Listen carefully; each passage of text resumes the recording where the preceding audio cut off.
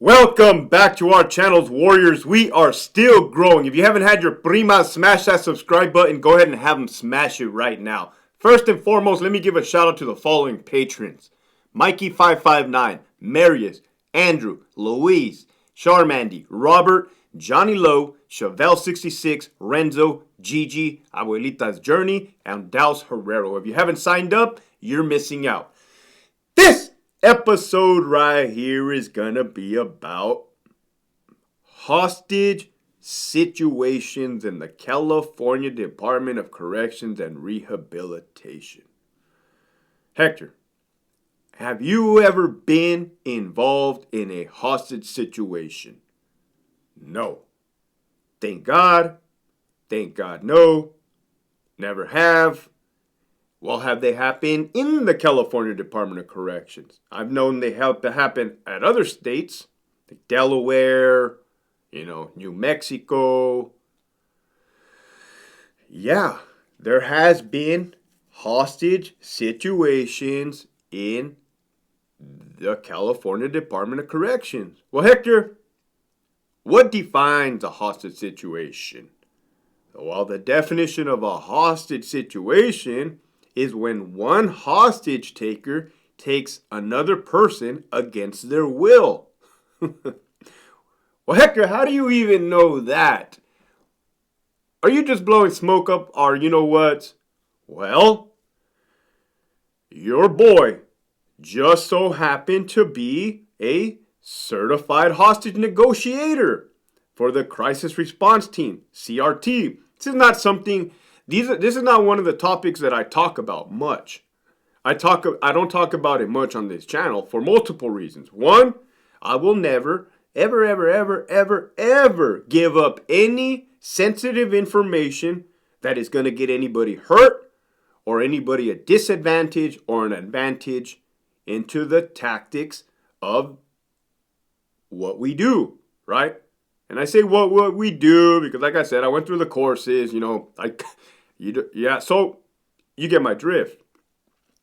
That's why, okay? Is there certain things I can talk about? Yeah, and I will. This is it, right? Man, at one point I was a crisis response team commander. The commander is at the prison or team that you're on is like the top guy, right? I've never been about titles or ranks. Never, ever. But it's the guy in charge of the team, right? This one's gonna get a little dicey. But it's all good. Charge of the team, right? You got different elements to the team. That's fine.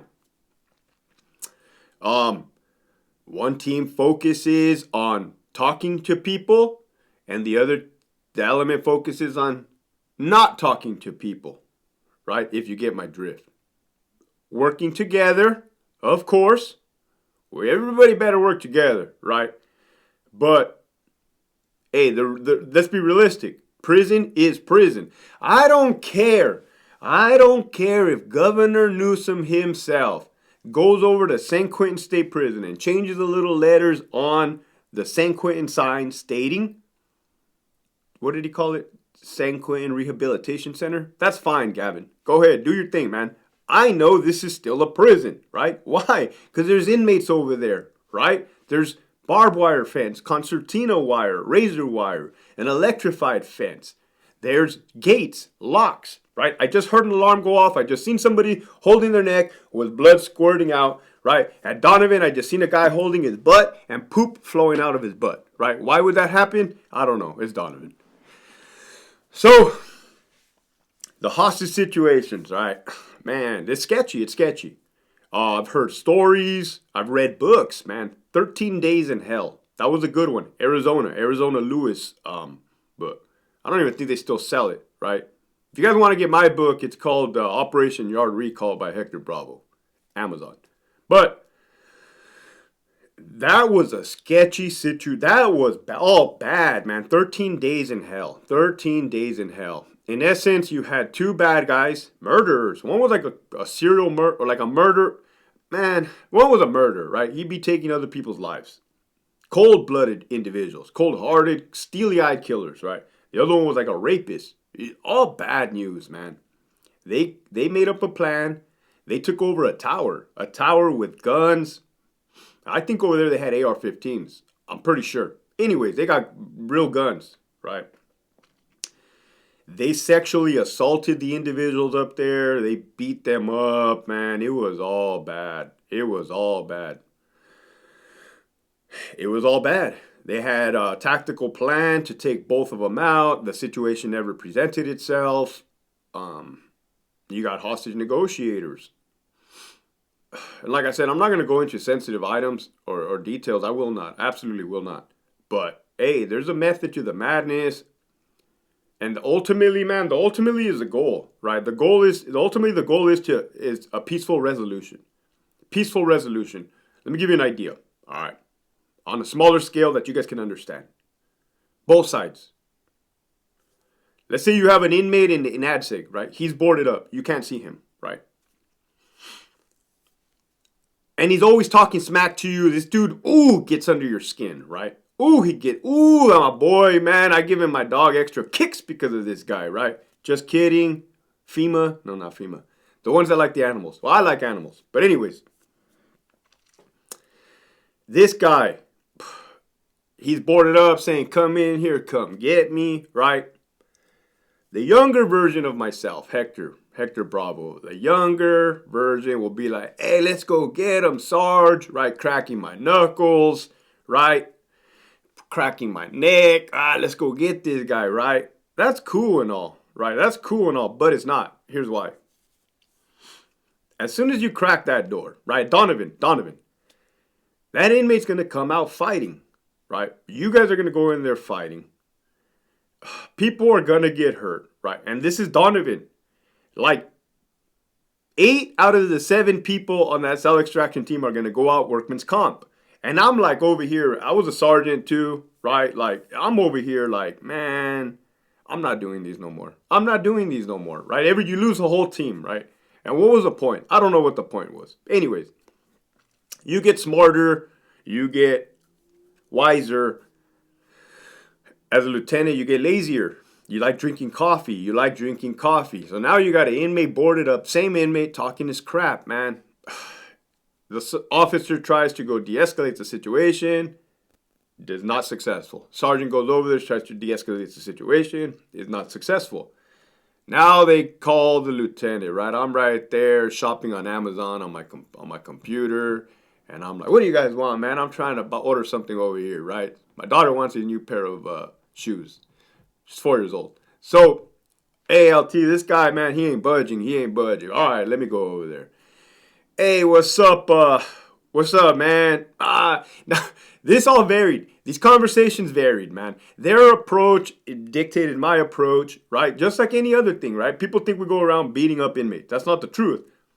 Well, we don't just go around beating up inmates. Something happens. That the inmate dictates our actions. The inmate's going to dictate, right? They love to say we use force excessively, but they don't say how we got to that point, right? And it's like, oh, no, you're professionals. You shouldn't be doing that. Well, hear me out here. Hear me out. I got off topic. I got off topic. Let me get back on. Sometimes the inmate will cuss me out too, like, okay, right? It's more, I'm feeling this dude out, right? Hey, man, what's good? A lot of the times they were cool. They just wanted to talk to somebody higher up. That's fine. Hey, what's up, man? Oh, hey, LT, I've been trying to, this is Donovan. What nuts, wild. Hey, ALT, I've been trying to figure out why I'm back here in ADSEG. Ain't nobody telling me. Ain't nobody saying nothing, man. I've been back here for 9 months. 9 months? Hold on, man. Yeah, let me go check. Go back there. Yeah, the homie's been back there since 9 months. I bet I got these dudes cheering. Yeah, they finally letting the truth out. I go. I'm like, how could this happen? Yeah, the homie. Well, since you got acting CC1s, right, that happened to be the son-in-law of the chief deputy warden at the time, the female, right, Buckle. She's now in headquarters. You see how you fail forward in this department? Nepotism. So anyway, so you got all these acting CC1s, acting CC2s, acting CC3s. Everybody's acting because nobody knows what they're doing, right? Starts at the top. Leadership starts at the top. The homie, sure enough, kicking back in the back with nothing. Homie got nothing coming. This is like 1970 all over again, man. Welcome to RJD. Tell me, they need to bulldoze that prison to the ground, right? Said you gotta. It's hard for me not to stay on topic on this one. So I look up his lockup order. Yeah, it says V. Cortez, broken Spanglish, right? I'm like, oh, dude, my God. That was the buffoon I was telling you about, man. He wrote me up. I gave him my acting captain bars. Dude turned around, wrote me up. Couldn't do his job worth a lick, right? Printed it out. Hey, man. Yeah, this is all. I see how this mess got created. OG. Don't trip, man. All right, here, I printed out your lockup order, right, which you should have been served initially prior to going to ADSEG, right? Give him a copy. Oh, hey, thanks. Thanks, LT. Good looking out. You're the best, man. They should promote you to captain. I know, bro. I know. Yeah, I'm going to need you to take on all that window covering. Oh, don't trip, LT. I got you. Takes off the window cover and walk back to my desk. Keep hearing the cops. Oh, that's a weak lieutenant, man. That's a weak-ass lieutenant. Boo. Boo to the weak lieutenant. What? I was shopping on Amazon. You guys came and bothered me. The homie's been back in AdSec for 9 months, right? You got acting CC1s that are nepotism, CC2, CC3s. You got a buffoon for a lieutenant that locked this dude up. You can't even read the lockup order. It looks like Egyptian writing. Egyptian, right? So, man, I have to make a part two.